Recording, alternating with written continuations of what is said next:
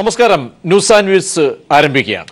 ജലഭീതിയിലെ ഇപ്പോഴത്തെ നിലവിലെ സ്ഥിതിയൊക്കെയാണ് ഇന്നും ഈ ദിനത്തിലും ന്യൂസ് ആൻഡ് വ്യൂസ് പരിശോധിക്കുന്നത്. കനത്ത മഴയെ തുടർന്ന് ഇടുക്കിയിൽ രൂപപ്പെട്ട ആശങ്കയ്ക്ക് അല്പം ആശ്വാസം എന്നാണ് ഏറ്റവും പുതുതായി നമുക്ക് ലഭിക്കുന്ന വിശദാംശങ്ങൾ. ഇടുക്കി ഡാമിലേക്കുള്ള നീരൊഴുക്ക് കുറഞ്ഞു. മണിക്കൂറിൽ 0.02 അടിയാണ് ഇപ്പോഴത്തെ നില. ട്രയൽ റൺ നടത്തേണ്ട സാഹചര്യമില്ലെന്നും സ്ഥിതിഗതികൾ നിയന്ത്രണ വിധേയമെന്നും സംസ്ഥാന സർക്കാർ അറിയിക്കുന്നു. ഓറഞ്ച് അലർട്ട് പ്രഖ്യാപിച്ച സാഹചര്യത്തിൽ അതീവ ജാഗ്രതയിലാണ് ജില്ലാ ഭരണകൂടവും ദുരന്ത നിവാരണ സംവിധാനങ്ങളും. സംസ്ഥാനത്ത് അതേസമയം 2 ദിനം കൂടി മഴ തുടരുമെന്ന് കാലാവസ്ഥാ നിരീക്ഷണ കേന്ദ്രത്തിന്റെ മുന്നറിയിപ്പ്. പലയിടങ്ങളിലും ഇക്കാര്യം ആശങ്കയ്ക്ക് വഴിവെച്ചിട്ടുണ്ട്. അതേസമയം വൃഷ്ടിപ്രദേശത്ത് മഴ തുടർന്ന് നീരൊഴുക്ക് ഉയർന്നാൽ എല്ലാ കണ്ണുകളും ചെറുതോണി ഷട്ടറുകളിലേക്കായിരിക്കും. 92 ശേഷം ഭീതിയുടെ ഷട്ടറുകൾ തുറക്കുമോ എന്നാണ് ജനം ഉറ്റുനോക്കുന്നത്. ഭയപ്പെടേണ്ട എല്ലാം സജ്ജമെന്ന് സുരക്ഷാ വിഭാഗങ്ങൾ ഉറപ്പു നൽകുമ്പോൾ ശാസ്ത്രീയമായും ഭൗതികമായുമൊക്കെ സാങ്കേതികമായിട്ടുമൊക്കെ ഉള്ള വശങ്ങൾ പരിശോധിക്കുകയാണെന്ന് ന്യൂസ് ആൻഡ് വ്യൂസ്. ആദ്യം ഇന്നത്തെ പ്രധാന സംഭവങ്ങളിലേക്ക്. സംസ്ഥാനത്ത് മഴ ശക്തിപ്പെടുന്ന സാഹചര്യത്തിൽ പല ഡാമുകളും തുറക്കുകയും പല ഡാമുകളും നാളെയും ഒരുപക്ഷെ തുറന്നേക്കാം തുടങ്ങിയ സാഹചര്യങ്ങൾ വരുന്നുണ്ട്. അതേസമയം എല്ലാ കണ്ണുകളും ഇടുക്കിയിലേക്ക് തന്നെയാണ്. അത്രമേൽ ഒരു പക്ഷേ വസ്തുതാപരമായ സാഹചര്യങ്ങൾ കൂടി ആ ഭീതിയിലേക്ക് ജനങ്ങളെ എത്തിക്കുന്നുണ്ട്. അതുകൊണ്ട് തന്നെ നമ്മോടൊപ്പം ശ്രീ ഗോപാലകൃഷ്ണൻ നായർ, NG ഗോപാലകൃഷ്ണൻ നായർ, അദ്ദേഹം 81-ലും 92-ലും ഷട്ടറുകൾ തുറന്നപ്പോൾ അവിടെ ഉദ്യോഗസ്ഥനായി അസിസ്റ്റന്റ് എക്സിക്യൂട്ടീവ് എഞ്ചിനീയറായും അസിസ്റ്റന്റ് എഞ്ചിനീയറായും പ്രവർത്തിച്ച വ്യക്തിയാണ്. ശ്രീ ഗോപാലകൃഷ്ണൻ നായരിലേക്ക് പോകുന്നു. ആദ്യം ശ്രീ ഗോപാലകൃഷ്ണൻ നായർ, അതായത് ഈ പറഞ്ഞു കേൾക്കുന്നതിനനുസരിച്ചുള്ള ഒരു ഭീതി, കാരണം 81-ലും 92-ലും ആ ചരിത്ര നിമിഷങ്ങൾ എന്ന്, കാരണം ചരിത്ര ഒരു കാലഘട്ടത്തിന്റെ ഈ വേരിയേഷൻ ഉള്ളതുകൊണ്ട് ചരിത്രത്തിൽ അടയാളപ്പെടുത്തിയ 2 നിർണായകമായ ഘട്ടങ്ങളായിരുന്നു. ആ ഘട്ടങ്ങളിലൊക്കെ ഉണ്ടായിരുന്ന അവിടെയൊക്കെ സാഹചര്യങ്ങളിൽ നോക്കിക്കണ്ട വ്യക്തി എന്ന നിലയ്ക്ക് ഉയരുന്ന ഈ ആശങ്കയ്ക്ക് എത്രത്തോളം ഒരുപക്ഷെ വസ്തുതയുമായി ഇതിനെ ചേർത്ത് വായിക്കാൻ കഴിയും? ജനങ്ങളോട് ഇപ്പോഴത്തെ നീരൊഴുക്കിന്റെ ഒക്കെ തന്നെ നീരൊഴുക്ക് കുറയുന്നതായിട്ടാണ് നമുക്ക് മനസ്സിലാക്കാൻ കഴിയുന്നത്. മണിക്കൂറിൽ അത് 0.2 എന്ന നിലയിലേക്ക് പോകുന്നുണ്ട്. ഇതൊക്കെ ഉള്ളപ്പോൾ ഇപ്പോഴത്തെ സാഹചര്യത്തിൽ എന്താണ് അങ്ങേക്ക് ചരിത്രത്തെ കൂടി ചേർത്ത് വായിച്ച് എടുക്കാൻ കഴിയുക? ശ്രീ ഗോപാലകൃഷ്ണൻ, എന്താണ് ഇപ്പോഴത്തെ സ്ഥിതി? അങ്ങനെയെങ്കിൽ ഇപ്പോഴത്തെ സ്ഥിതി എന്ന് പറഞ്ഞാൽ 2395.58 ലെവലെന്നാണ് പറയുന്നത്. സാധാരണ പറയുകയാണെങ്കിൽ നമുക്ക് 2403 full reservoir level, 2408.5 maximum water ലെവലിൽ സ്റ്റോറേജ് വരുന്നത്. നമ്മൾ 2400 എത്തുമ്പോൾ തന്നെ ശരിക്കും പറഞ്ഞു കഴിഞ്ഞാൽ ഗേറ്റ് കുറേശ്ശെ തുറന്ന് നമ്മൾ വെള്ളം വാട്ടർ ലെവലിൽ നമ്മൾ കൺട്രോൾ ചെയ്യുകയാണ് ചെയ്യുന്നത്. മഴ കൂടുതൽ വരികയാണെങ്കിൽ റിസർവോയർ പിന്നെയും ലെവൽ വർദ്ധിച്ച് വരികയാണെങ്കിൽ മാത്രം ഷട്ടറിൻ്റെ ഹൈറ്റ് കൂട്ടി കൊണ്ടുവരും. 1981 കഥ പറഞ്ഞ് ഞാനാണെങ്കിൽ 1969 മുതൽ ഇടുക്കി വർക്ക് ചെയ്തിട്ടുള്ള 16 കൊല്ലം ഇടുക്കി തന്നെ വർക്ക് ചെയ്തിരുന്നു. അപ്പോൾ അവസാന കാലത്ത് ഒരു 2 വർഷത്തോളം ഈ ചെറുതോണി ഡാമിൻ്റെ കൺട്രോൾ ഗേറ്റ്സും ഒക്കെ എൻ്റെ ചുമതലയിൽപ്പെട്ടതായിരുന്നു. കൂടെ നമ്മുടെ മേലുദ്യോഗസ്ഥന്മാരും ഒരു M രാമേന്ദ്രൻ, അദ്ദേഹം ഇന്ന് ദിവംഗതനായി, ആളില്ല. പിന്നെ M രാമേന്ദ്രൻ, കൂടാതെ തന്നെ അബ്ദുൽ ലത്തീഫ് എന്നും പറഞ്ഞ ഒരു അസിസ്റ്റന്റ് എക്സിക്യൂട്ടീവ് അന്നുണ്ടായിരുന്നു. ഞങ്ങളെല്ലാം, പിന്നെ അതുപോലെ എൻ്റെ സഹപ്രവർത്തകരായിരുന്ന K രംഗനാഥൻ, അദ്ദേഹം ജീവിച്ചിട്ടുണ്ട്, എഞ്ചിനീയറായിരുന്നു. രവിവർമ്മ തിരുമൽപ്പാട്, ഞങ്ങളെല്ലാം ഒരു ടീം വർക്കായിട്ട് ഒരാൾ PN പരമേശ്വരൻ പിള്ള, ഇവരെ ഒന്നും സ്മരിക്കാതിരിക്കാൻ പറ്റിയല്ല. PN പരമേശ്വരൻ പിള്ള ഓരോ 5 മിനിറ്റിലും വാട്ടർ ലെവൽ റൈസ് ചെയ്യണത് എത്രയാണെന്ന് നോക്കിക്കൊണ്ട് ഗേജിൻ്റെ അടുത്ത് തന്നെ ഇരുന്ന് എപ്പോഴും റിപ്പോർട്ട് തരുമായിരുന്നു. വാക്കി ടോക്കി ആയിരുന്നു അന്ന്. ഇന്നത്തെ പോലെ മൊബൈൽ ഫോണൊന്നുമില്ല. വാക്കി ടോക്കിൽ നിന്ന് അപ്പോഴേ മെസ്സേജ് ചെയ്യുന്നുണ്ട്. ഞാൻ രവിവർമ്മ തിരുമൽപ്പാട്, ഞാനും ഇതിൻ്റെ കംപ്ലീറ്റ് ഇതിനകത്ത് നിന്ന് ആ ചെറുതോണിയിൽ ഒരു ലിഫ്റ്റ് റൂമുണ്ട്, വലിയൊരു ലിഫ്റ്റ് ഉണ്ട്, നമുക്ക് ഒരു 3.5 ടൺ കപ്പാസിറ്റിയുള്ള ലിഫ്റ്റ്. ആ റൂമിൽ തന്നെ രാത്രിയിൽ ഞങ്ങൾ 2 ദിവസം മുഴുവൻ അവിടെ കഴിച്ചു വിട്ടു. പോര മഴയായിരുന്നു ആ പ്രത്യേക കാലഘട്ടം. പൊതുവെ ഇടുക്കി കണ്ടുവന്നിരിക്കുന്ന ഒരു പറയുകയാണെങ്കിൽ ജൂലൈ മാസം അവസാനം മുതൽ ആഗസ്റ്റിലാണ് ഏറ്റവും കൂടുതൽ മഴ അന്നൊക്കെ ലഭിച്ചിരുന്നത്. ഇന്നിപ്പോൾ കാലാവസ്ഥാ വ്യതിയാനം കണ്ടുവാനും വന്നിരിക്കുന്നു.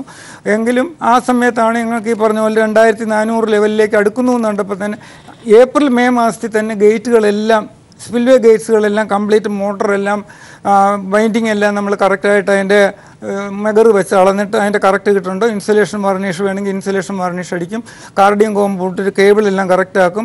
ഇതിൻ്റെ സർക്യൂട്ട്, ഇലക്ട്രിക്കൽ സർക്യൂട്ട് സീമെൻസിൻ്റെ കമ്പനിയായിരുന്നു അന്ന് നമുക്ക് സപ്ലൈ തരുന്നത്. ഒരു പക്ഷേ ശ്രീ ഗോപാലകൃഷ്ണൻ, അതായത് നമുക്ക് ആ ചരിത്രം ഒരു പക്ഷേ അല്പം മാറ്റിക്കഴിഞ്ഞാൽ ഒരു ഗ്യാപ്പ്, ഒരു വേരിയേഷൻ ഉണ്ട്. 26 വർഷത്തെ ഈ ഗ്യാപ്പ്, ആ ഗ്യാപ്പ് ഈ ഭീതി ഉയർത്തുന്നുണ്ടോ അതോ സാങ്കേതിക സംവിധാനങ്ങൾ നമ്മൾക്ക് ഡെവലപ്പ് ചെയ്തിട്ടുണ്ട്? അപ്പോ അല്ല, ഈ ഒരു 26 വർഷത്തെ ഒരു ഗ്യാപ്പും ഇത് ഒരു ഓറഞ്ച് അലർട്ട് പ്രഖ്യാപിച്ചപ്പോൾ തന്നെ പല രീതിയിലാണ് ഭീതിയുടെ ഒരു തോത് പ്രചരിപ്പിക്കുന്നത്. അങ്ങനെ ഒരു കൂടുതൽ പരിജ്ഞാനമുള്ള വ്യക്തി എന്ന നിലയ്ക്ക്, അവിടുത്തെ ഭൂമിശാസ്ത്ര ഘടന അറിയാവുന്ന നിലയ്ക്ക് ആശങ്കപ്പെടേണ്ട സാഹചര്യം ഇല്ല എന്നതാണോ? ന്യായമായിട്ട് ഇത്രമാത്രം ആകുല ചിന്തകളൊന്നും ആവശ്യമില്ലാത്ത കാര്യങ്ങളാണ്. പക്ഷേ അലർട്ട് അത്യാവശ്യമായിട്ട് വേണം താനും. കാരണം എന്താ വെച്ചാൽ 81-ലും 92-ലും സാഹചര്യമല്ല ഇന്ന് ചെറുതോണിയിലുള്ളത്. കാരണം 81-ന് മുമ്പ് തന്നെ ഞങ്ങൾ ഈ ഇടുക്കി റിസർവോയറെല്ലാം നമ്മൾ ഡാമെല്ലാം ഡിസൈൻ ചെയ്യുമ്പോൾ തന്നെ എന്തുമാത്രം നമുക്ക് ഫ്ലോ ഉണ്ടാവും. ഈവൻ ആ ചെറുതോണിയിൽ 5 ഗേറ്റ്സ് ആണുള്ളത്. 40 അടി വീതിയും 34 അടി പൊക്കം ഉള്ളതാണ് ഓരോ വെൻറ്റും. ഗേറ്റിൻ്റെ പൊക്കമാണ് 34. Total discharge of the spillway എന്ന് പറഞ്ഞു കഴിഞ്ഞാൽ 1,80,000 ക്യൂബിക് മീറ്റർ പെർ സെക്കൻഡ് വരും. 1,80,000 ക്യൂബിക് മീറ്റർ പെർ സെക്കൻഡ് എന്ന് വെച്ചാൽ വെരി ഹ്യൂജ് എമൗണ്ട്. നമുക്ക് ആലോചിക്കാവുന്നതിലപ്പുറത്തേക്ക്. കൂടാതെ നമ്മളൊരു കലാമിറ്റി എന്തെങ്കിലും വരികയാണെങ്കിൽ 2 ഔട്ട്ലെറ്റ് ഗേറ്റ്സും കൂടി പ്രൊവൈഡ് ചെയ്തിട്ടുണ്ട്, കുറച്ച് ലോവർ ലെവൽ. അതിൽ നിന്ന് വരുന്ന ഇത് തന്നെ 5,750 ക്യൂസെക്സ് വെള്ളം 2 ഔട്ട്ലെറ്റിൽ കൂടിയും വരാം. ഇത് കംപ്ലീറ്റ് എല്ലാം തുറന്നു വിടേണ്ടി വരികയാണെന്നുള്ള സാഹചര്യത്തിലാണെങ്കിൽ നമ്മൾ ഭീതിപ്പെടണം. ഇപ്പോഴത്തെ ഈ നീരൊഴുക്കിന്റെ ആ ഒരു ഗതി വെച്ച് നോക്കുകയാണെങ്കിൽ അത്ര ഈ ഭയപ്പാടിന്റെ അവകാശം ഉണ്ടെന്ന് എനിക്ക് തോന്നുന്നില്ല. കൂടുതലും ഈ പറഞ്ഞ പോലെ മീഡിയയും കൂടുതൽ ഓവർ ആങ്സൈറ്റി. എനിക്ക് തോന്നുന്നു 2013 തോന്നുന്നു 2,400 ക്രോസ് ചെയ്തിട്ടുണ്ട്. അതൊന്നും തുറന്നിട്ടില്ല. അപ്പൊ ഇതൊക്കെ ഒരു അർത്ഥത്തിൽ കുറച്ച് അഗ്രസീവ് ആയിട്ടുള്ള നമ്മുടെ പ്രചാരവും ഇതൊക്കെ കൊണ്ടാണ് വന്നത്. ഞാനൊന്ന് മടങ്ങിയെത്താം. ഡോക്ടർ അഭിലാഷ്, ഞാൻ ശ്രീ ജയകുമാറിലേക്ക് വരുന്നതിന് മുമ്പ് ശ്രീ ഡോക്ടർ അഭിലാഷ്, ശ്രീ ഗോപാലകൃഷ്ണൻ നായർ അദ്ദേഹം ചരിത്രം കൂടി ഓർമ്മിപ്പിക്കുകയായിരുന്നു. കാരണം ആ കാലഘട്ടത്തിലെ ചില എല്ലാ സാഹചര്യങ്ങളുണ്ട്. അതിനൊപ്പം ചേർന്ന് പ്രവർത്തിച്ച 2-3 ഘട്ടങ്ങൾ ഒക്കെ 2 ഘട്ടങ്ങളിലധികം പ്രവർത്തിച്ച ഒരു വ്യക്തി എന്ന ആ പരിജ്ഞാനമാണ് പങ്കുവെച്ചത്. അതിനുശേഷം ഇത്രയും വർഷക്കാലത്തെ ഒരു കാലഘട്ടത്തിന്റെ ഗ്യാപ്പുണ്ട്. അതിനുശേഷം എത്രയോ സാങ്കേതിക വിദ്യ മുന്നോട്ട് പോയിട്ടുണ്ട്. പക്ഷെ ഇപ്പോൾ ഈ ഓറഞ്ച് എത്തുമ്പോൾ ഉണ്ടായിട്ടുള്ള ഒരു ഭീതി, അതിന് അടിസ്ഥാനമുണ്ടോ? അതിനപ്പുറത്തേക്ക് പലതും വായിച്ചെടുക്കേണ്ടി വരുന്ന ഒരു സാഹചര്യം അങ്ങനെയെങ്കിൽ ഒളിഞ്ഞിരിപ്പുണ്ടോ? ഡോക്ടർ അഭിലാഷൊക്കെ നൽകുന്ന ഒരു ആത്മവിശ്വാസത്തിന് അത് ജനങ്ങൾക്ക് ബോധ്യമായ തലത്തിലേക്ക് എത്തിക്കാൻ കഴിയുന്നുണ്ടോ ഡോക്ടർ അഭിലാഷ്? അങ്ങനെയെങ്കിൽ ഗോപാലകൃഷ്ണൻ സാർ അത് സൂചിപ്പിച്ചു ഇവിടെ ആദ്യം തന്നെ. കാരണം അതിന് ഇപ്പോൾ ആശങ്കപ്പെടേണ്ട കാര്യമില്ല എന്ന് പറയാനുള്ള രണ്ട് കാരണങ്ങൾ. പ്രധാനപ്പെട്ടത് 1992-ലെയും 81-ലെയും ഒന്നും ഉള്ള സാഹചര്യമല്ല ഇപ്പോൾ ഉള്ളത്. നമ്മളുടെ സാങ്കേതിക വിദ്യയും അതുപോലെ തന്നെ നമ്മുടെ എല്ലാ തരത്തിലും നമ്മളുടെ റെസ്പോൺസ് കേപ്പബിലിറ്റി, ഇപ്പോൾ ഒരു കലാമിറ്റി ഉണ്ടായി കഴിഞ്ഞു കഴിഞ്ഞാൽ അന്ന് ഇപ്പം നമ്മുടെ ദുരന്ത നിവാരണ സേന തന്നെ ആയാലും 2005-ലാണ് അത് കേരളത്തിലും ഒക്കെ ഇന്ത്യയിൽ പ്രാബല്യത വരുന്നത്. അതിനുശേഷം നമ്മൾ വളരെയധികം നമ്മുടെ റെസ്പോൺസ് കേപ്പബിലിറ്റി പോലും നമുക്ക് കൂട്ടാൻ പറ്റിയിട്ടുണ്ട്. അപ്പോൾ 92-ൽ ഒരുപക്ഷെ ഈ ഗേറ്റ് തുറന്നത് ഒക്ടോബർ മാസം, അതായത് നമ്മുടെ തെക്ക് പടിഞ്ഞാറൻ കാലവർഷം കഴിഞ്ഞ് ഡാം നിറഞ്ഞ് പിന്നീട് നമുക്കൊരു വടക്ക് കിഴക്കൻ കാലവർഷമുണ്ട് ഒക്ടോബർ-നവംബർ മാസത്തിൽ. അതും നമ്മളെ സംബന്ധിച്ച് ഈ നിറഞ്ഞു കിടക്കുന്ന ഡാമിനെ സംബന്ധിച്ച് ഒക്ടോബർ-നവംബർ മാസത്തിൽ കിട്ടുന്ന ശക്തമായ മഴ കാരണമാണ് അന്ന് ഒക്ടോബറിലും നവംബറിലുമായിട്ട് 2 തവണയും 81-ലും 92-ലും ഗേറ്റ് തുറക്കേണ്ട ഒരു അവസ്ഥ സംജാതമായത്. പക്ഷേ ഇപ്പോൾ ഈ കാണുന്ന തരത്തിലുള്ള ഒരു ആശങ്കപ്പെടേണ്ട യാതൊരു കാര്യവുമില്ല. കാരണം നമ്മൾ അതിൽ നിന്നൊക്കെ ഒത്തിരി അഡ്വാൻസ്ഡ് ആയിട്ട്, കാരണം വളരെയധികം സാങ്കേതികപരമായിട്ടും ഈ പ്രഡിക്ഷൻസ് ആയാലും ഇപ്പം ഈ വാട്ടർ ലെവൽ മാനേജ്മെൻറ്റ് അല്ലെങ്കിൽ ഡാം വാട്ടർ മാനേജ്മെൻറ്റിലെ 2 പ്രധാനപ്പെട്ട കമ്പോണൻസ് ആണ് ഈ ഡാമിലേക്ക് ഒഴുകിയെത്തുന്ന വെള്ളം, അതായത് കാച്ച്മെൻറ്റ് ഏരിയയിൽ കൂടി ഒഴുകിയെത്തുന്ന ഇൻഫ്ലോ എന്ന് പറയും, ഇൻഫ്ലോയും അതോടൊപ്പം തന്നെ ഈ ഇടുക്കി ഡാമിൻ്റെ വിശേഷത എന്ന് പറഞ്ഞാൽ ഇടുക്കി ഡാമിൽ വാട്ടർ സ്റ്റാഗ്നന്റ് ആയിട്ട് കിടക്കുകയല്ല. ആ വാട്ടർ നമ്മൾ അത് യൂസ് ചെയ്ത് നമ്മൾ വൈദ്യുതി ഉൽപ്പാദിപ്പിച്ചുകൊണ്ടിരിക്കുകയാണ്. അങ്ങനെയും അത് ഒരു ഔട്ട്ഫ്ലോ, ഒരു നോർമൽ ഔട്ട്ഫ്ലോ ഉണ്ട്, ഒരു ഇൻഫ്ലോ ഉണ്ട്, അതുപോലെ ഔട്ട്ഫ്ലോ. അത് ഫ്ലഡ് വാട്ടർ ഒരു ഫ്ലഡ് ലെവലിലേക്ക് റീച്ച് ചെയ്യണമെങ്കിൽ ഈ ഇൻഫ്ലോയുടെ ഇത് റേറ്റ് കൂടുകയും ഔട്ട്ഫ്ലോ അതിനനുസരിച്ച് അഡ്ജസ്റ്റ്മെന്റ് വരാത്ത ഒരു അവസ്ഥയിലാണ് ഈ ഡാം ഫ്ലഡിംഗ് സിറ്റുവേഷനിലേക്ക് പോകുന്നത്. പക്ഷേ അങ്ങനെ ഒരു സിറ്റുവേഷൻ സാറിന്റെ ഒരു ആത്മവിശ്വാസവും കണ്ടു തന്നെ ഞാൻ പറയാം. രാവിലെയും നമ്മൾ സംസാരിച്ചപ്പോൾ പറഞ്ഞാണ് ഇപ്പോൾ കാണുന്ന രീതിയിലുള്ള ആശങ്കപ്പെടേണ്ട ഒരു വലിയൊരു സാഹചര്യമൊന്നും ഇപ്പോൾ ഇല്ല. പക്ഷേ അങ്ങനെ ഇരുന്നാൽ പോലും ഈ ഫ്ലഡ് വാട്ടർ ലെവൽ മാനേജ് ചെയ്യുന്ന ഒരു എന്താ പറയുന്ന ഒരു ബാലൻസിങ് സിസ്റ്റം നമ്മുടെ ഇടുക്കി ഡാമിന്റെ ഒരു സവിശേഷതയാണ് അത്. പക്ഷേ ഇടുക്കി ഡാമിന്റെ മറ്റൊരു ഇമ്പോർട്ടൻസ് എന്ന് പറഞ്ഞു കഴിഞ്ഞാൽ നമ്മുടെ മുല്ലപ്പെരിയാർ ഡാം തൊട്ടടുത്ത് കിടക്കുന്നതുകൊണ്ടാണ് ഇടുക്കി ഡാമിന് ഇത്രയും കൂടുതൽ എന്താ പറയുന്നത് ഒരു ഇമ്പോർട്ടൻസ് വരുന്നത്. പക്ഷേ മുല്ലപ്പെരിയാറിലും ഇപ്പം അറിയാൻ കഴിഞ്ഞത് മുല്ലപ്പെരിയാറിലും ഇടുക്കിയിലും നീരൊഴുക്ക് കുറഞ്ഞിട്ടുണ്ട്. മഴ ഇപ്പോൾ കാലാവസ്ഥാ നിരീക്ഷണ കേന്ദ്രം പറയുന്നതനുസരിച്ച് മഴ ഒരു 1-2 ആവുമ്പോൾ വരെ മഴ ലഭിക്കാം. പക്ഷേ ശക്തമായ മഴയായിരിക്കും ചിലപ്പോൾ ഇന്നും നാളെയും കൂടെ കാണും. അത് കഴിഞ്ഞ് 2-ാം തീയതി കഴിഞ്ഞു കഴിഞ്ഞാൽ ഈ മഴയുടെ ശക്തി ഒന്ന് കുറഞ്ഞു നിൽക്കും. ആ ഒരാഴ്ച കുറഞ്ഞു കഴിഞ്ഞാൽ തന്നെ നമുക്ക് വാട്ടർ ലെവൽ വിത്തിൻ ലിമിറ്റ് നമ്മുടെ ഒരു കൺട്രോളിൽ എത്തിക്കാൻ സാധിക്കും. വലിയൊരു ശക്തമായ ഒരു കാച്ച്മെന്റ് ഏരിയ എന്നുള്ള നീരൊഴുക്ക് ഇൻഫ്ലോ ഇല്ലെങ്കിൽ നമുക്ക് ഇത് ഗേറ്റ് തുറക്കാതെ തന്നെ നമുക്ക് അത് മാനേജ് ചെയ്യാൻ പറ്റുമെന്നാണ് ഇപ്പോഴത്തെ എൻ്റെ ഒരു കണക്ക്. തീർച്ചയായും ഡോക്ടർ അഭിലാഷ്. ശ്രീ ജയകുമാർ, അതായത് ഈ ഗ്യാപ്പിന്റെ കാര്യം പറഞ്ഞു, ശ്രീ ഗോപാലകൃഷ്ണനും പറഞ്ഞു, ശ്രീ അഭിലാഷും പറഞ്ഞു. ഈ ഒരു ഗ്യാപ്പിനപ്പുറത്ത് ആ സമയത്ത് നിരവധി സാങ്കേതികമായ സംവിധാനങ്ങൾ നമുക്ക് റെസ്പോൺസ് ടീമൊക്കെ ഉണ്ട്. പക്ഷെ അതിനപ്പുറത്തേക്ക് ഈ വൃഷ്ടി പ്രദേശങ്ങൾ അല്ലെങ്കിൽ അതിൻ്റെ ആ തീരപ്രദേശങ്ങളിലൊക്കെ ഉണ്ടായിട്ടുള്ള ഈ അതിന് ശേഷം വന്ന ജനവാസ കേന്ദ്രങ്ങളുടെ അനധികൃതമായും അധികൃതമായിട്ടുമൊക്കെ വന്ന അതൊക്കെ, കാരണം ട്രയൽ റണ്ണ് പോലും കച്ചവടക്കാർ ആവശ്യപ്പെടുകയാണ്, ട്രയൽ റൺ നടത്തി ഇത് ഒഴുകിക്കളയണം. അതിലൊക്കെ തന്നെ ഒരു ദുസൂചന കൂടി അവർക്ക് എല്ലാവർക്കും ഉണ്ടായിരിക്കാം. അങ്ങനെ ഒരു ആശങ്കയ്ക്ക് വക നൽകുന്ന ആ ഗ്യാപ്പ് വരുത്തിയിട്ടുള്ള ഒരു മനുഷ്യനിർമ്മിതമായിട്ടുള്ള മനുഷ്യന്റെ കൈക്കടത്ത്, അതുകൂടി നമ്മളിവിടെ ചർച്ച ചെയ്യാതെ പോകാൻ പാടില്ല, ചർച്ച ചെയ്യേണ്ട ഒരു വിഷയമായി മാറുന്നുണ്ട്. അങ്ങനെ ഒരു ആശങ്ക ശ്രീ ജയകുമാറിനുണ്ടോ? എനിക്കൊന്ന് ഞാൻ തിരിച്ചതിന് കുറച്ച് നമ്മൾ കേരളത്തിൽ കുറച്ചായിട്ട് ഇപ്പോൾ നമ്മൾ ചർച്ച ചെയ്യുന്നൊരു വിഷയമാണ്. എനിക്കൊന്ന് ഞാൻ ഇതിന് ഒരു 2 സ്റ്റെപ്പ് പിറകോട്ട് എടുക്കുകയാണ്. കേരളം സെലിബ്രേറ്റ് ചെയ്യേണ്ട സമയമാണിത്. കാരണം നമ്മൾ ഈ അണക്കെട്ടുകൾ നമ്മൾ ഉണ്ടാക്കിയിട്ടുള്ളത് ഒരു ഇൻവെസ്റ്റ്മെന്റ് ആണ്. ആ ഇൻവെസ്റ്റ്മെന്റിൽ നമുക്ക് ഇത്തവണ ഇത്രയധികം ഇലക്ട്രിസിറ്റി ജനറേറ്റ് ചെയ്യാനായിട്ടുള്ള വെള്ളം കിട്ടുന്നു, റിസർവോയേഴ്സിൽ മുഴുവൻ വെള്ളം കിട്ടുന്നു. കഴിഞ്ഞ വർഷം നമ്മൾ കഴിഞ്ഞ മാർച്ചിൽ നമ്മൾ ചർച്ച ചെയ്തിട്ടുള്ള വെള്ളം ഇല്ല എന്ന് പറയുന്നത്. അപ്പോൾ ഇപ്പം വെള്ളം കുറച്ച് കൂടുമ്പോഴേക്ക് നമ്മൾ എനിക്ക് തോന്നുന്നൊരു 2 പ്രശ്നങ്ങളുണ്ട്. ഒന്ന്, മലയാളി പൊതുവെ മലയാളിയുടെ ഒരു സ്വഭാവം അല്ലെങ്കിൽ നമ്മൾ ജീവിക്കുന്ന ഒരു പോസ്റ്റ് ട്രൂത്ത് ഇറ എന്ന് പറയുന്ന ഒരു കാലഘട്ടത്തിൽ. അപ്പോൾ അതിലുള്ള നമ്മൾ ഹൈപ്പർ ഫോക്കസ് ചെയ്യും. എനിക്ക് തോന്നുന്നു ഇടുക്കിയിൽ ഞാൻ ഒരു ഗുരുതരമായ പ്രശ്നം ഞാൻ കാണുന്നില്ല. ഇടുക്കിയിൽ ഇത്രയധികം വെള്ളമുള്ള സ്ഥിതിക്ക് ഇത്രയധികം ഇലക്ട്രിസിറ്റി ഉൽപ്പാദിപ്പിക്കാൻ പറ്റുന്നതുകൊണ്ട്. പക്ഷെ ഇതിലൊരു പ്രശ്നമുള്ളത്, ഈ വർഷം ക്രിട്ടിക്കലി ഡാം എന്നുള്ള ടെക്നോളജി ക്വസ്റ്റ്യൻ ചെയ്യപ്പെടും.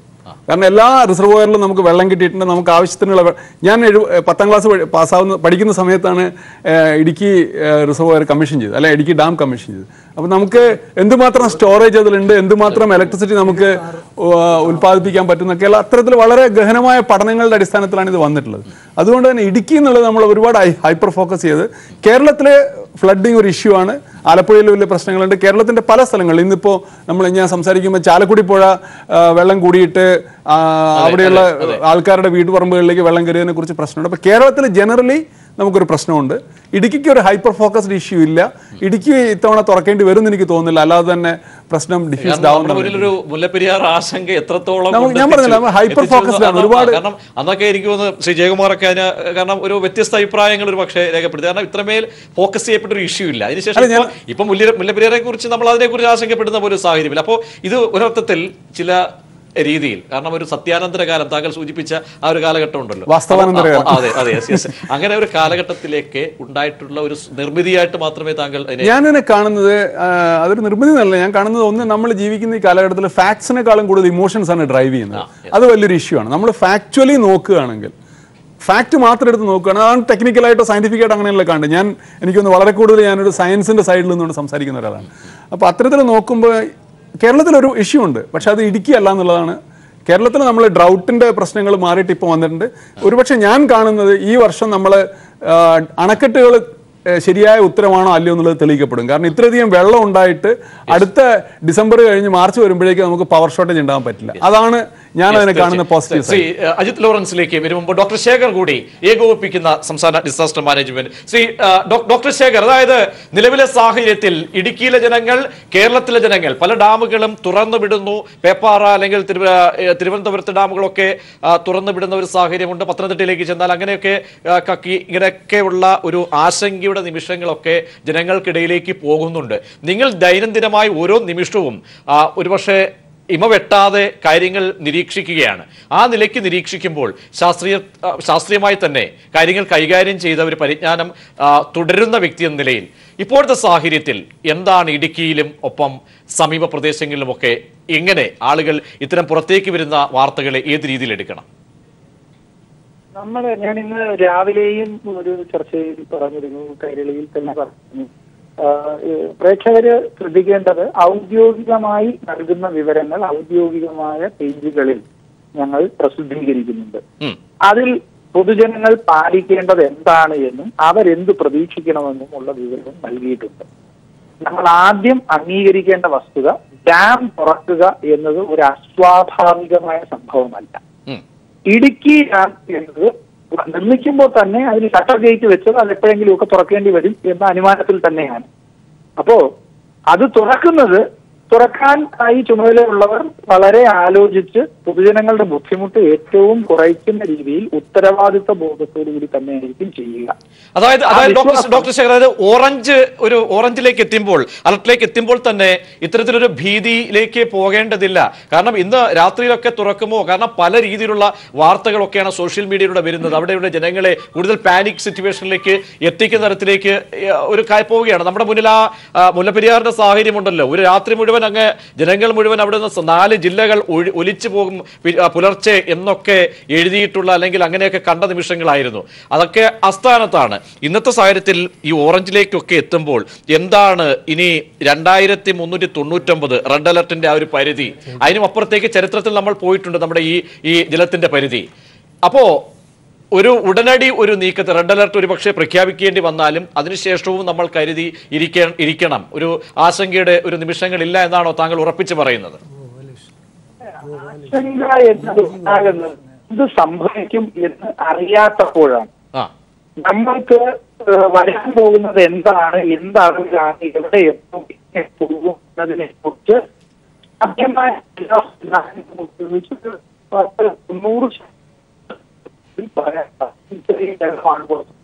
അദ്ദേഹത്തിന്റെ ടെലിഫോൺ ലൈനിൽ അവ്യക്തത.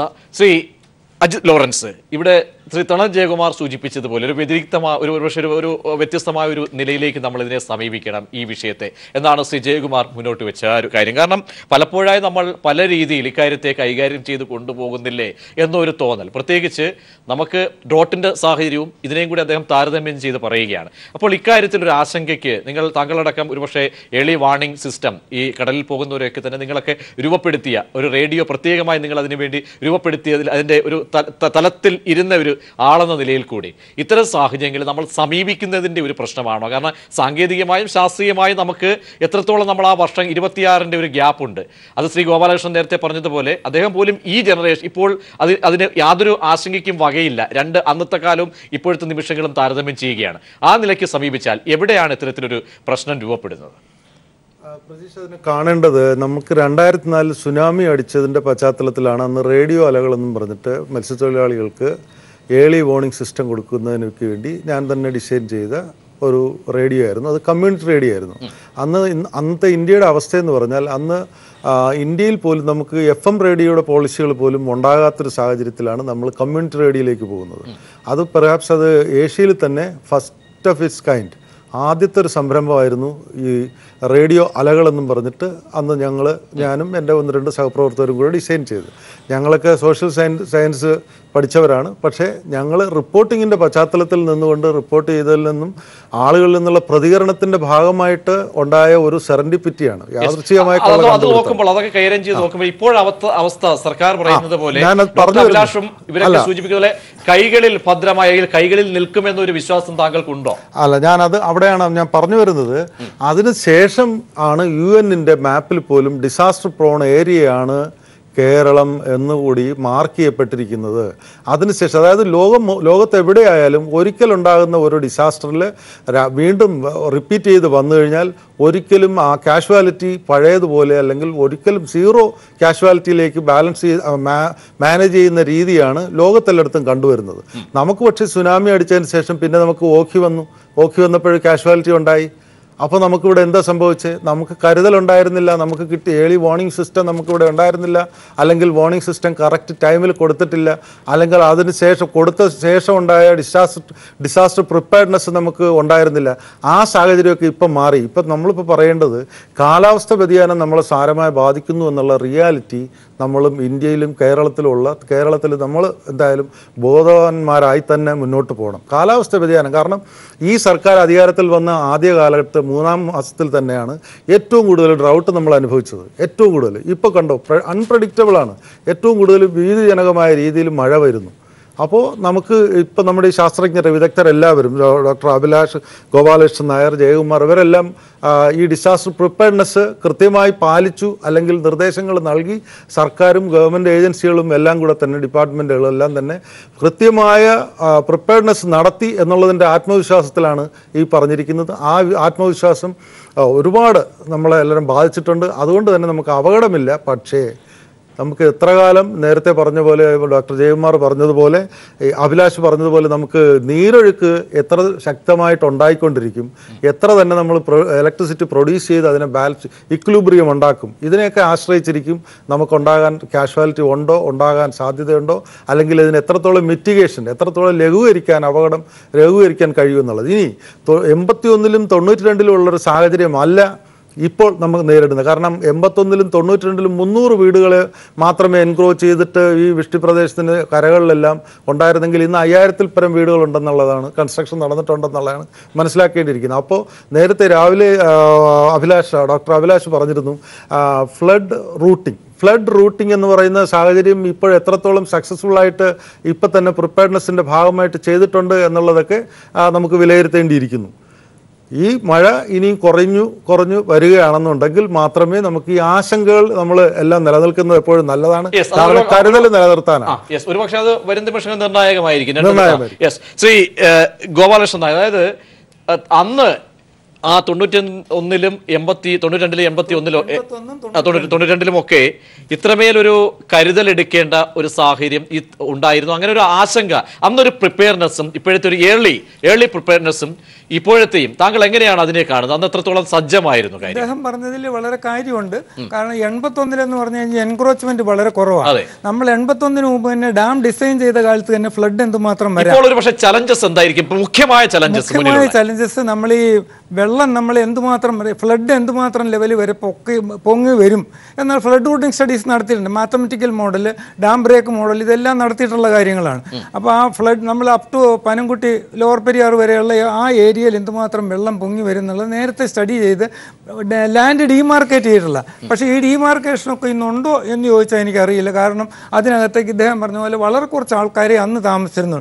ഇപ്പോൾ റിവർ ബെഡിൽ വരെ കൃഷി ആൾക്കാരെല്ലാം യാതൊരു ഭയവും ഇല്ലാതെ തന്നെ ചെയ്തിട്ടുണ്ട്. അത് ഒരു വലിയ ദുരന്തം ഉണ്ടാക്കാവുന്നതാണ്. ഈവൻ അതർവൈസ് ഈ പറഞ്ഞു വന്ന നമുക്ക് കൺട്രോൾഡ് രീതിയിൽ തന്നെ തുറന്നു കഴിഞ്ഞാൽ പോലും ഈ നാശനഷ്ടങ്ങൾ ഉണ്ടാകാം. Possibilities are there. കാരണം എന്താണെന്ന് വെച്ചാൽ ഈ റിവർ ബെഡിൽ നമ്മൾ ഈ പറഞ്ഞ ചെറിയ ഒരടി ഷട്ടർ തുറന്നു കഴിഞ്ഞാൽ പോലും, ഞാൻ നേരത്തെ പറഞ്ഞല്ലോ, ഒരു കലാമിറ്റി വരികയാണെങ്കിൽ 1,80,000 ക്യൂബിക് ഫീറ്റ് പെർ സെക്കൻഡാണ് വെള്ളം ഒഴുക്കി വിടുന്ന ഫുൾ ഗേറ്റ്സ്. അങ്ങനെ ഒരു കണ്ടീഷൻ നമുക്ക് ആലോചിച്ചിട്ടില്ല, വരുന്ന പ്രശ്നം ഇല്ല.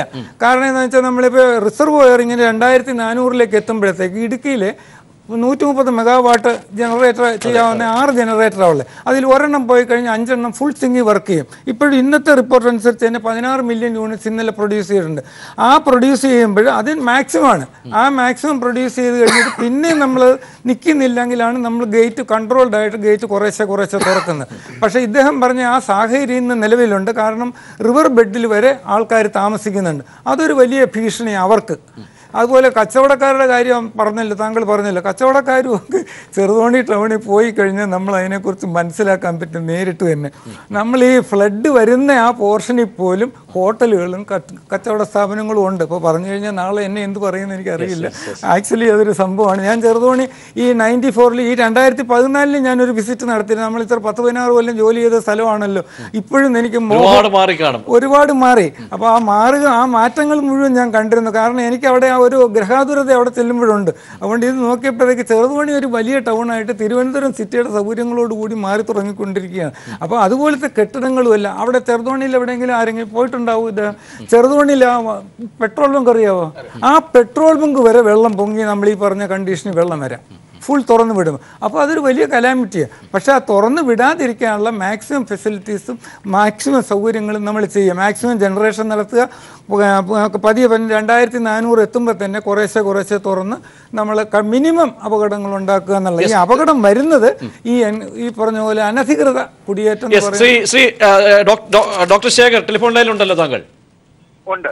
അതായത് ശ്രീ ഗോപാലകൃഷ്ണൻ നായർ NJ 81-ലും 92-ലും ഷട്ടറുകൾ തുറന്നപ്പോൾ അവിടെ കൈകാര്യം ചെയ്ത എക്സിക്യൂട്ടീവ് എഞ്ചിനീയർ ആയിരുന്നു, അസിസ്റ്റന്റ് എഞ്ചിനീയർ, എക്സിക്യൂട്ടീവ് എഞ്ചിനീയർ. അദ്ദേഹത്തിന്റെ ഒരു പ്രായോഗിക പരിജ്ഞാനം, അദ്ദേഹത്തിന്റെ ആ ഒരു എക്സ്പീരിയൻസ് ആണ് അദ്ദേഹം പങ്കുവെച്ചത്. അപ്പോൾ ഒരുപാട് ചലഞ്ചസ് നമ്മുടെ മുന്നിലുണ്ട് ഡോക്ടർ ശേഖർ. അതായത് അത് ആ നിലയ്ക്ക് കൈകാര്യം ചെയ്യാൻ തക്ക ശേഷിക്ക് കാര്യങ്ങളെ സജ്ജമാക്കിയിട്ടുണ്ടോ? ഒരു കരുതൽ എത്രത്തോളം എടുത്തിട്ടുണ്ട്? അതാണ് ചലഞ്ചസ്. അതോ അതേസമയം ചില ചലഞ്ചസ് ജനങ്ങളോട് ഭീതിപ്പെടേണ്ടതില്ല എന്ന് പറയുമ്പോഴും അവിടെ സമീപത്തൊക്കെയുള്ള കയ്യേറ്റങ്ങൾ, ആളുകളുടെ ഒരു സാന്ദ്രത, ജനസാന്ദ്രത ഒക്കെ നമ്മളിന്ന് മനസ്സിലാക്കണം. അങ്ങനെ ഒരു കൂടുതലൊരു കരുതലെടുക്കാൻ സാധിക്കുന്നുണ്ടോ? മറ്റെന്തെങ്കിലും പോരായ്മകൾ അല്ലെങ്കിൽ ഉണ്ടോ? എന്താണ് അങ്ങേക്ക് വ്യക്തമായും പറയാൻ കഴിയുക? നമ്മൾ മനസ്സിലാക്കേണ്ടത് ദുരന്ത നിവാരണ പ്രവർത്തനം എന്നത് ഒരു അഡ്ഹോക് പ്രോസസ്സിൽ നടക്കുന്ന കാര്യമല്ല. മുൻപ് നമ്മുടെ ഒരു സുഹൃത്ത് പറയുന്നത് കേട്ടായിരുന്നു, ഓക്കെ വന്നപ്പോൾ വിവരം കിട്ടിയില്ല. ഇത് സംബന്ധിച്ചും നമ്മൾക്കൊരു ക്ലാരിറ്റി വേണം. ഇടുക്കി അണക്കെട്ട് സംബന്ധിച്ച് വ്യക്തതയുള്ള ഒരു മുന്നറിയിപ്പുണ്ട്. വ്യക്തമായ ഭാഷയിൽ അത് സംസാരിക്കേണ്ടതുപോലെ തന്നെ സംസാരിച്ച് അതിന്റെ പ്രോട്ടോകോൾ പാലിച്ച്, നേരത്തെ ഗോപാലകൃഷ്ണൻ സാർ പറഞ്ഞതുപോലെ അവിടെ എഴുതപ്പെട്ട ചട്ടങ്ങൾ പാലിച്ചുകൊണ്ട് അത് ആർക്ക് നൽകണം, എങ്ങനെ നൽകണം എന്നത് മുഴുവൻ അംഗീകരിച്ച് അതിനെ ഫോളോ ചെയ്തുകൊണ്ടുള്ള ഒരു മുന്നറിയിപ്പുണ്ട്. ആ മുന്നറിയിപ്പ് നൽകുന്ന തലം മുതൽ ആണ് ദുരന്ത നിവാരണ പ്രവർത്തനങ്ങൾ നടക്കുന്നത്. അല്ലാതെ ഡാമിന്റെ വെള്ളം ഉയരുന്നുണ്ടോ ഇല്ലയോ, അത് എപ്പോൾ അതിന്റെ ഷട്ടർ തുറക്കണം എന്നത് നിർണ്ണയിക്കുന്നത് അതിന് ചുമതലപ്പെട്ടിട്ടുള്ള ഉദ്യോഗസ്ഥരാണ്. അവരത് കൃത്യമായി നൽകിയത് കൊണ്ടാണ് ഈ മുന്നറിയിപ്പുകളുടെ അനുബന്ധമായി ചെയ്യേണ്ടുന്ന തുടർ പ്രവർത്തനങ്ങൾ ഈ അളവിൽ ചെയ്യാൻ സാധിച്ചത്. നമ്മൾ മൂന്ന് കാര്യങ്ങളാണ് ദുരന്ത നിവാരണ പ്രവർത്തനത്തിൽ ഏറ്റവും അത്യാവശ്യമായി നമ്മൾ പരിഗണിക്കേണ്ടത്. 1 ശാസ്ത്രം, 2 അനുഭവം, ഗോപാലകൃഷ്ണൻ സാറിന്റെ ഉൾപ്പെടെയുള്ള അനുഭവങ്ങൾ, എഴുതപ്പെട്ട അനുഭവങ്ങൾ, 3 ആ അനുഭവത്തിന്റെയും ശാസ്ത്രത്തിന്റെയും വെളിച്ചത്തിലുള്ള വ്യക്തമായ ആസൂത്രണം. ഈ 3 കാര്യങ്ങളും ഉപയോഗിക്കണമെങ്കിൽ അതിന് സാവകാശവും സമയവും ആവശ്യമുണ്ട്. അപ്പൊ ഈ 3 കാര്യങ്ങളും ഒരേപോലെ സാധ്യമായ എല്ലാ അളവിലും സംസ്ഥാനത്തിന്റെ ബഹുമാനായ മുഖ്യമന്ത്രിയുടെ നേരിട്ടുള്ള നേതൃത്വത്തിൽ നടത്തുവാൻ നമ്മൾക്ക് സാധിക്കുകയും അതിനുള്ള അവസരം ഉണ്ടാവുകയും ചെയ്തു. നിരന്തര വിലയിരുത്തലുകൾ ബഹുമാനായ റവന്യൂ മന്ത്രിയും പവർ മിനിസ്റ്ററും നമ്മുടെ ജലസേചന വകുപ്പ് മന്ത്രിയും എല്ലാം നടത്തിക്കൊണ്ടിരിക്കുന്നു. അതിന് ചുമതലപ്പെട്ട ഏറ്റവും മുതിർന്ന ഉദ്യോഗസ്ഥർ തന്നെ ആ വിഷയങ്ങൾ കൈകാര്യം ചെയ്യും. അപ്പോൾ ഈ രീതിയിൽ കൈകാര്യം ചെയ്യുന്നതിന് ആസൂത്രണം വളരെ പ്രധാനമാണ്. ആസൂത്രണത്തിന് അനുഭവം വേണം. അനുഭവത്തെ നമ്മൾക്ക് സപ്പോർട്ട് ചെയ്യണമെങ്കിൽ ശാസ്ത്രം വേണം. ഈ 3 കാര്യങ്ങളും ഇവിടെ ലഭ്യം. നമ്മൾക്ക് ഈ അളവിൽ ചെയ്യാൻ സാധിക്കുന്നത് അത് ചെയ്തുകൊണ്ട് മുന്നോട്ട് പോകുമ്പോൾ ഒരു stone, we have not left any stone unturned. ഏതെങ്കിലും ഒരു കല്ല് ഞങ്ങൾ തിരിച്ചു വെച്ചിട്ടില്ല എന്ന് ആർക്കെങ്കിലും അഭിപ്രായമുണ്ടെങ്കിൽ ആ അഭിപ്രായവും സ്വീകരിക്കാൻ സന്നദ്ധതയോടുകൂടി തന്നെയാണ് സംസ്ഥാന സർക്കാരും ദുരന്ത നിവാരണ അതോറിറ്റിയും KSEBയും ഇറിഗേഷൻ വകുപ്പും എല്ലാം മുന്നോട്ട് പോകുന്നത്. വളരെ വ്യക്തമാണ്. എന്തായാലും ശ്രീ ശേഖർ, അതായത് എന്തായാലും താങ്കൾ പറഞ്ഞതുപോലെ ആശങ്കയ്ക്ക് അല്ലെങ്കിൽ ഇപ്പോഴത്തെ സാഹചര്യത്തിൽ ആശങ്കയ്ക്ക് വകയില്ല. ജനങ്ങൾ പാനിക് ആവേണ്ട ഒരു സിറ്റുവേഷനിലേക്ക് പോകേണ്ടത് ഇല്ല എന്നാണ്. ചർച്ചയിലേക്ക് വരുമ്പോൾ ഡോക്ടർ അഭിലാഷ്, അതായത് ഇതൊരു ചിന്തിപ്പിക്കാനും പല ഡിസാസ്റ്റർ അല്ലെങ്കിൽ വരുമ്പോഴും പല രീതിയിലും നമുക്ക് അടയാളപ്പെടുത്തലുകൾ ഉണ്ടാകും. അതിന്മേലുള്ള ചർച്ചകളിലൂടെ രൂപപ്പെടുന്ന സമിതികളൊക്കെ നൽകുന്ന നിർദ്ദേശങ്ങൾ ഇതൊക്കെ പാലിക്കപ്പെടുന്നുണ്ടോ അല്ലെങ്കിൽ അതിലേക്കൊക്കെയുള്ള ഒരു വിശാലമായ അർത്ഥത്തിൽ ചർച്ച ചെയ്യണം. അതിനപ്പുറത്തേക്ക് നിലവിലെ നമ്മുടെ ഡാമുകളുടെ സേഫ്റ്റി അതുകൂടി പലപ്പോഴായി അല്ലെങ്കിൽ അതിലുകൂടി, കാരണം ഇവിടെ തന്നെ പല ഡാമുകളും തുറക്കുന്നു, അതിലൊക്കെ ഉണ്ടാകുന്നു, അങ്ങനെയൊക്കെ ഒരു കരുതലെടുക്കാൻ കൂടി ഇന്നത്തെ ദിവസവും ഒക്കെ നമുക്ക് ഒരു വഴിമരുന്നായി ഒരു ആ നിലയ്ക്ക് ഒരു അടയാളപ്പെടുത്തലായി അല്ലെങ്കിൽ ഒരു തലം സൃഷ്ടിക്കുന്നുണ്ടോ? എന്തായാലും ഇക്കാര്യത്തിൽ സംസ്ഥാന സർക്കാർ മുന്നിലുള്ള വെല്ലുവിളികൾ നേരത്തെ പലരും പറഞ്ഞതുപോലെ അഭിലാഷ് കൂടി കേട്ട് കാണും. ശ്രീ ഗോപാലകൃഷ്ണൻ നായർ പറഞ്ഞ ആ കാലഘട്ടത്തിന്റെ വേരിയേഷൻ, അതിനുശേഷം വന്ന മാറ്റങ്ങൾ. അപ്പോൾ ഇതിലൊക്കെ എന്തൊരു തിരുത്തലായിരിക്കും അല്ലെങ്കിൽ എടുക്കാൻ പോകുന്ന നടപടി എന്താണ് അഭിലാഷ്? അതെ, നമ്മൾ രണ്ട് രീതിയിൽ ഇതിനെ കാണണം. കാരണം നമ്മുടെ അജിത് ലോറൻസ് പറഞ്ഞതിൽ ഒരു പോയിന്റ് ഉണ്ട്.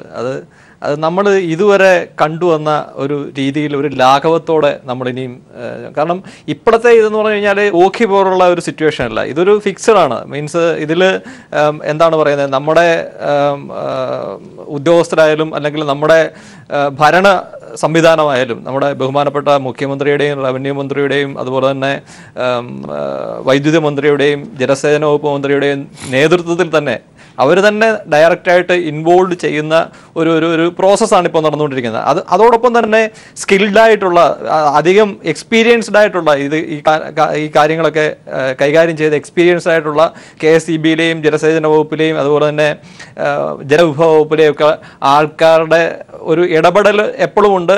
അവർ ആർക്കും, ശേഖർ പറഞ്ഞ പോലെ തന്നെ ആർക്കും ബുദ്ധിമുട്ടുണ്ടാകാത്ത രീതിയിൽ തന്നെ ഈ കാര്യം ഇപ്പോഴത്തെ നിലവിലത്തെ സാഹചര്യത്തിൽ ഈ കാര്യം കൈകാര്യം ചെയ്യുമെന്ന് തന്നെയാണ് എൻ്റെ വിശ്വാസം, ഇപ്പോഴുള്ള വിശ്വാസവും. അതോടൊപ്പം തന്നെ ഞാൻ ഒന്ന് പറയാൻ ആഗ്രഹിക്കുന്നത് അജിത് ലോറൻസ് പറഞ്ഞ ഒരു കാര്യമാണ്.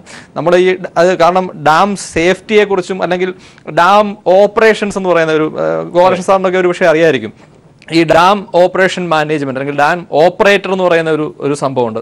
സാറിന് വ്യക്തമായിട്ട് അത് പറയാൻ കഴിയും, കാരണം സാർ അതിൽ ഈ വർക്ക് ചെയ്തിട്ടുള്ള ആളായതുകൊണ്ട്. അപ്പോൾ ഈ പണ്ട് കണ്ടുവരുന്ന കാലാവസ്ഥ, അതായത് കാരണം ഈ ഡാം മാനേജ്മെന്റിലെ ഏറ്റവും പ്രധാനപ്പെട്ട ഒരു ഘടകമാണ് ഈ ഇൻഫ്ലോ ഫോർകാസ്റ്റിംഗ്.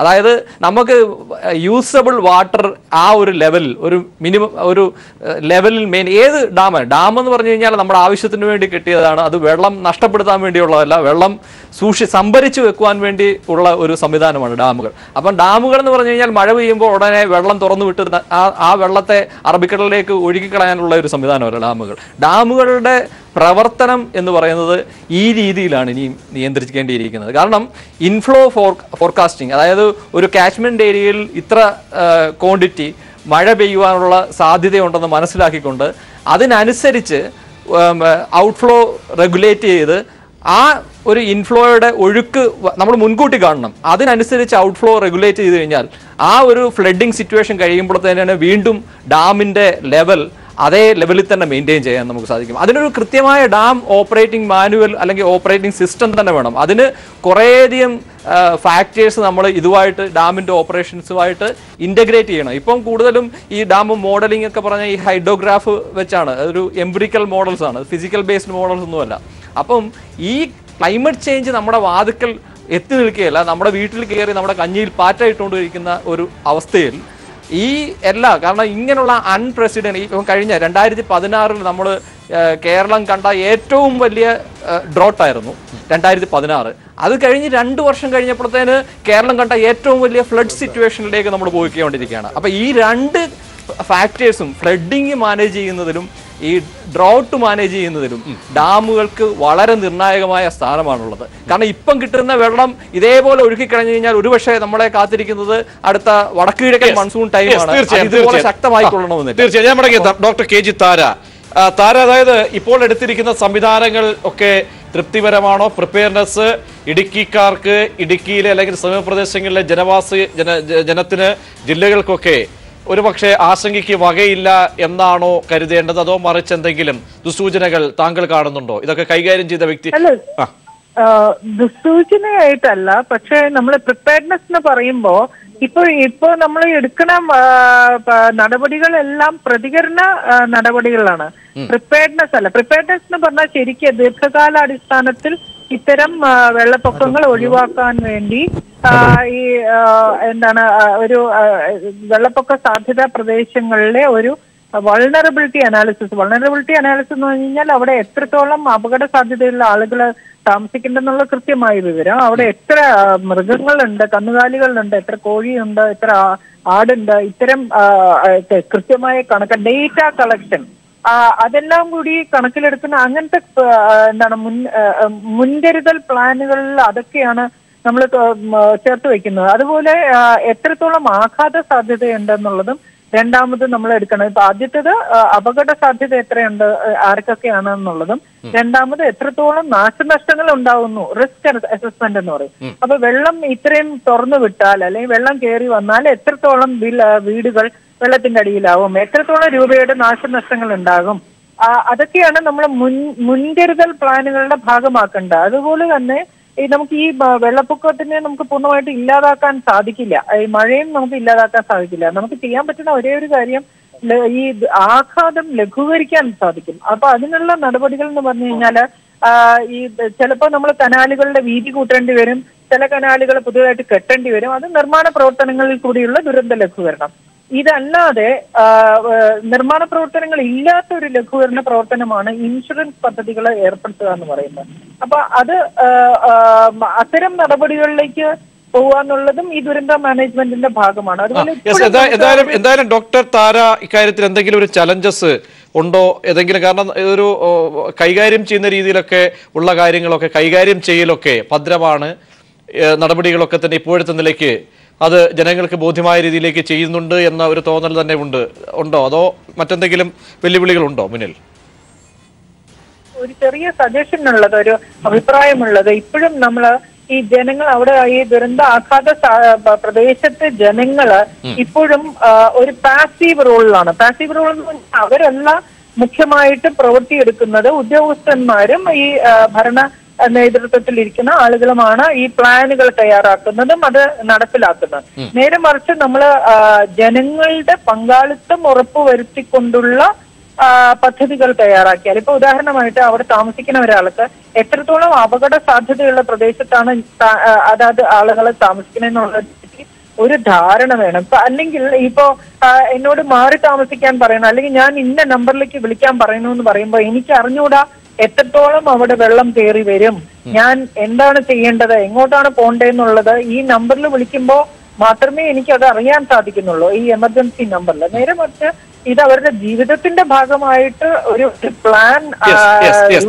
ഞാൻ മടങ്ങിയെത്താം. അതായത് അത്തരത്തിലുള്ള കുറച്ചുകൂടി നിർദ്ദേശങ്ങളാണ് പങ്കുവെക്കുന്നത്. ശ്രീ ജയകുമാർ, ഇവിടെ നേരത്തെ ഗോപാലകൃഷ്ണൻ നായർ പറഞ്ഞത് സൂചിപ്പിച്ചതുപോലെ അദ്ദേഹം വന്ന് അന്ന് കണ്ട അല്ലെങ്കിൽ അന്നത്തെ സാഹചര്യമല്ല ഇന്നിപ്പോൾ അതിൻ്റെയൊക്കെ തന്നെ സമീപ പ്രദേശങ്ങളിൽ ഇടുക്കിയിടയ്ക്ക് എത്രമേൽ കാര്യങ്ങൾ മാറി മറിഞ്ഞു. അപ്പോൾ ഇതൊക്കെ പലപ്പോഴും നമ്മൾ ഇത്തരം കാര്യങ്ങൾ പ്രകൃതിയുടെ ഇത്തരത്തിലുള്ള വേലിയേറ്റങ്ങൾ അത് വരുമ്പോൾ മാത്രം നമ്മൾ ചർച്ച ചെയ്യുന്നു.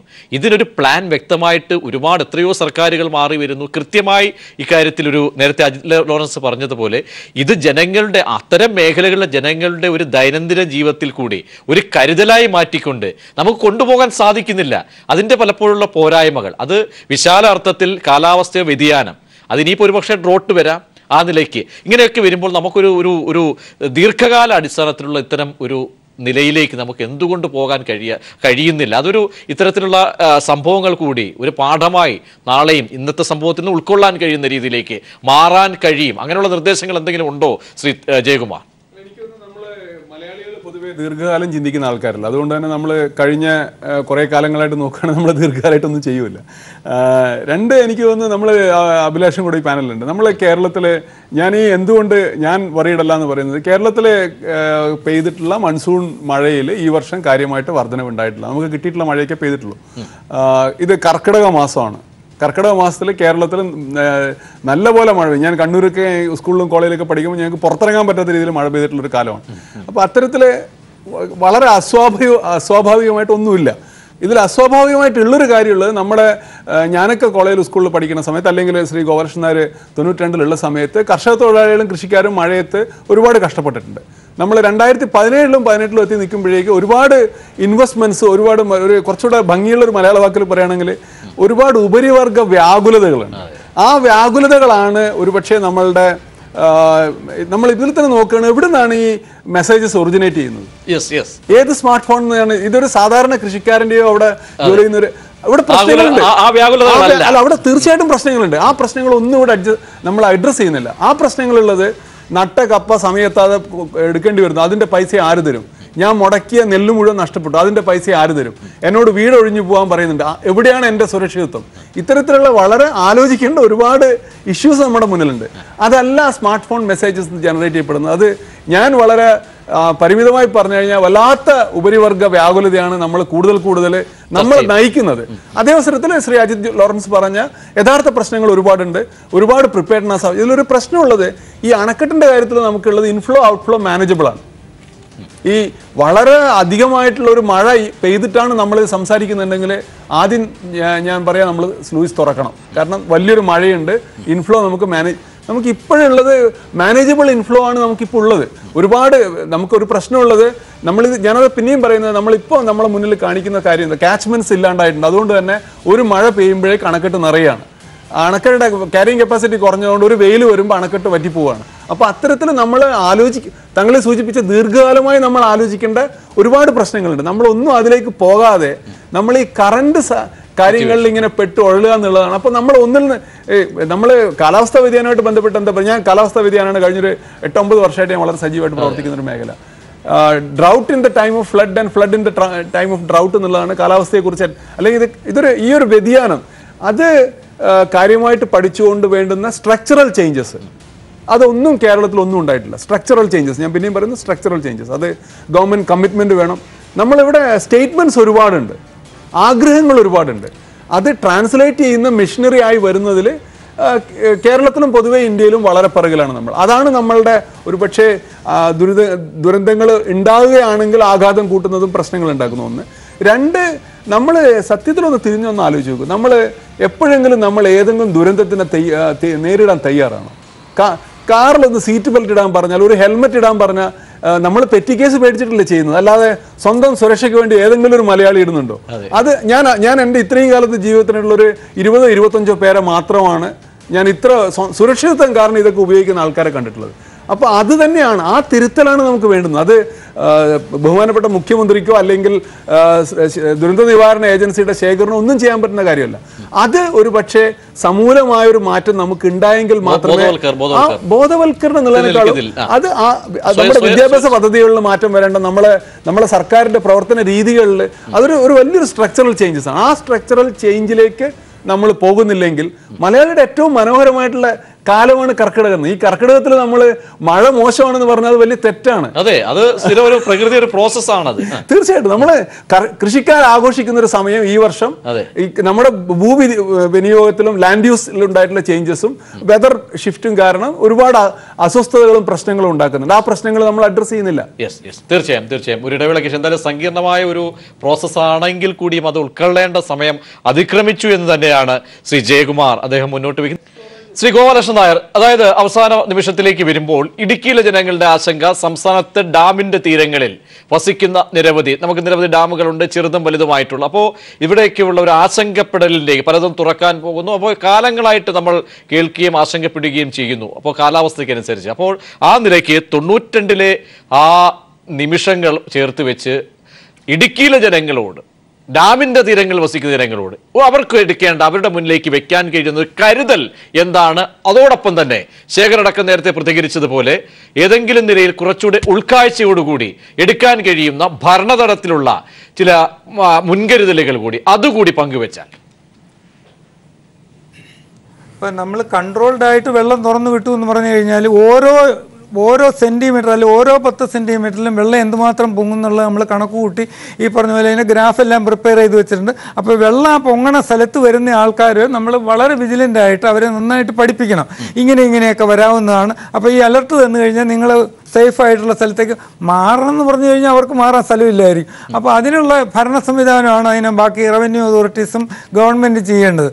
ഇപ്പോൾ ഈ പറഞ്ഞ പോലെ ആൾക്കാർ കണ്ടമാനം കൂടുതൽ അവിടെ കയറി താമസിച്ചു കഴിഞ്ഞു. അപ്പം നമുക്ക് പെട്ടെന്ന് ഓളോണേ സഡൻ അവരെ മാറ്റാൻ പറ്റില്ല. അപ്പം നമ്മൾ അവരോട് പറഞ്ഞ് മനസ്സിലാക്കേണ്ടത്, നമ്മൾ ഇത്ര വിധത്തിൽ ഗേറ്റ് തുറന്നു കഴിഞ്ഞാൽ നിങ്ങൾക്ക് ഇത്ര ഫ്ലഡ് വരും, നിങ്ങൾ അതുകൊണ്ട് സേഫായിട്ടുള്ള ഇതിലേക്ക് മാറാൻ ഗവൺമെൻറ്റോ ഉദ്യോഗസ്ഥന്മാരോ, അതായത് ഇലക്ട്രിസിറ്റി ബോർഡിൻ്റെ ഉദ്യോഗസ്ഥന്മാരല്ല ഞാൻ പറയണേ, മറ്റേ ഇതിലുള്ള റവന്യൂ അതോറിറ്റീസ് പറയുന്ന സ്ഥലത്തേക്ക് നിങ്ങൾ ആ സേഫ് ആയിട്ടുള്ള സ്ഥലത്തേക്ക് മാറിയേ പറ്റുള്ളൂ. അല്ലാതെ ഇപ്പോൾ കപ്പ പറിക്കണ കാര്യമോ വാഴ വെട്ടണ കാര്യമോ ഒക്കെ പറഞ്ഞുകൊണ്ടിരുന്ന ജീവൻ തന്നെ അപകടത്തിലേക്കായി പോകും. അപ്പോൾ ഞാൻ ഭീതിപ്പെടുത്താൻ പറഞ്ഞതല്ല, അത് നേരത്തെ തന്നെ മനസ്സിലാക്കിയിട്ട് അതിനുള്ള കാര്യങ്ങൾ റവന്യൂ അതോറിറ്റീസ് ചെയ്യേണ്ടതാണ്.